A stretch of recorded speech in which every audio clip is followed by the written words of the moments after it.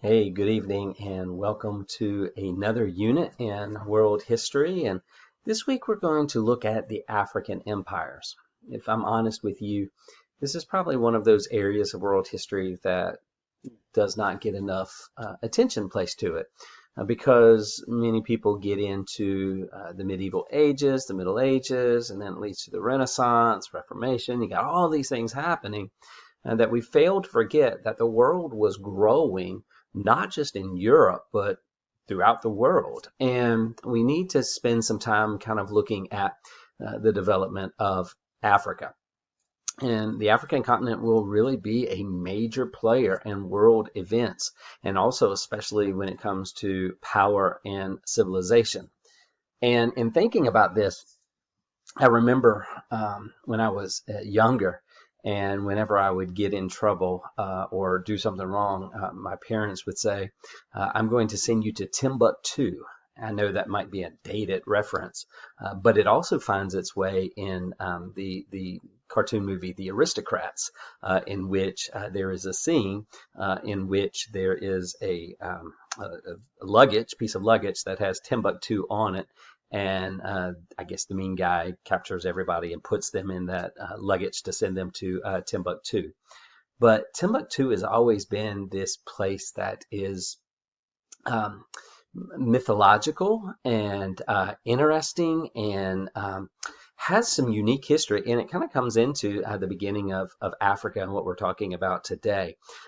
It was a place that was known as being far, far away. It was ultimately the end of the world. So I'm going to send you to Timbuktu was like, I'm going to send you so far away from where you are right now that it's just about impossible to get to, and it's just as impossible to get back. And if you look at some dictionary, some versions of a dictionary, you'll see one of the definitions of Timbuktu is the most distant place imaginable.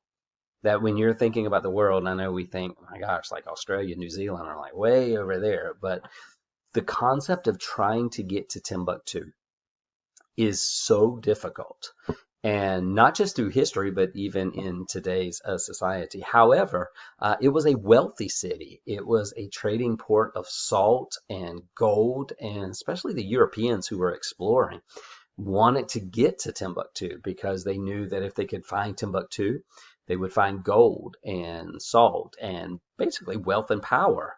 And you start to see a lot of people trying to get there, and they tried, but they were very limited in being able to get there. I mean, there were no roads. It was just in the middle of like the sand, and it was the civilization that Europeans traveled so hard to get there, but didn't have enough water, didn't have enough food, and many people died trying to make it to Timbuktu. And so, as you start looking at this concept, it shows the importance of world history, right? I remember adding another phrase to that. I'm gonna send you to Timbuktu, but then other people would say it's like going to Timbuktu and Kalamazoo. Kalamazoo being a city in Michigan.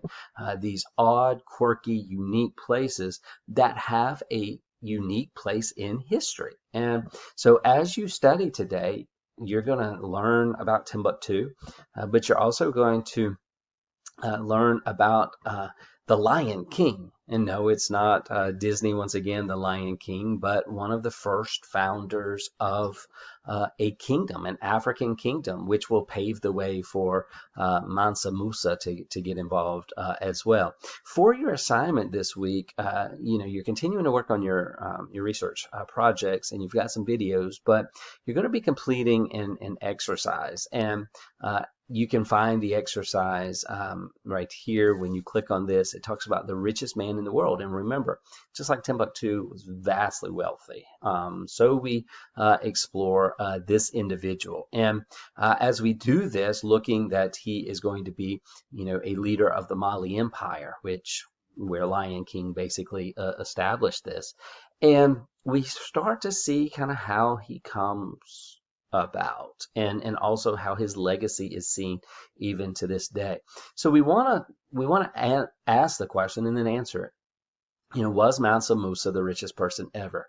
People today are just floored by how much money athletes make, or Bill Gates, or all of these people who are at the top of the wealthiest people list in the world. And so we want to ask ourselves, was Mansa Musa the richest man in the world? And to do this, you're going to be reading some documents.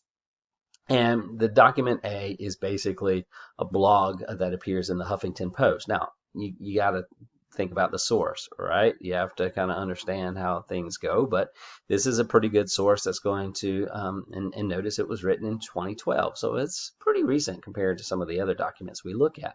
So you'll read this, and then after you read this, I want you to answer these questions.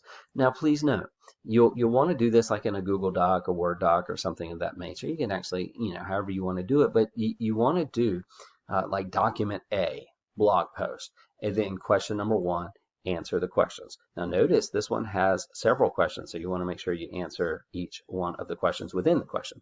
So I'll answer these questions. Now, if you'll also notice, they get deeper.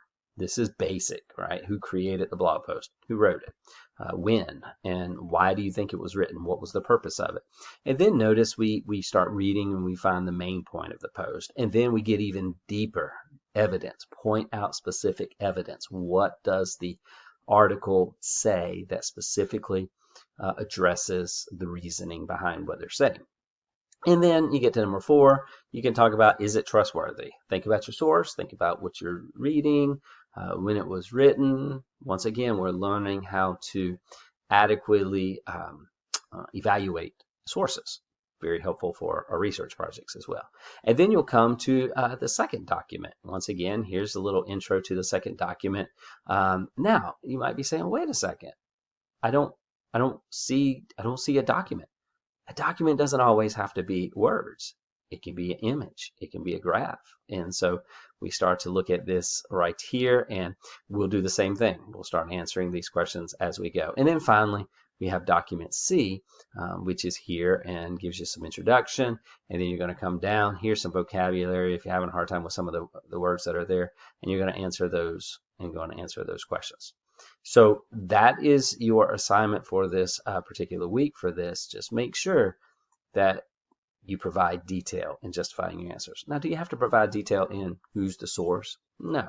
But as you get further into the questions, into the readings, you want to make sure that you effectively use detail for this. It's really fascinating whether you're learning about Timbuktu or Mansa Musa.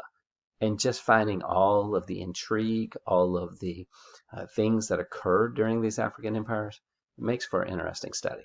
I hope you enjoy your week. Continue working on your project as well as these questions as well. And as always, reach out to me if I can be of any help. Hope you have a great week. Take care.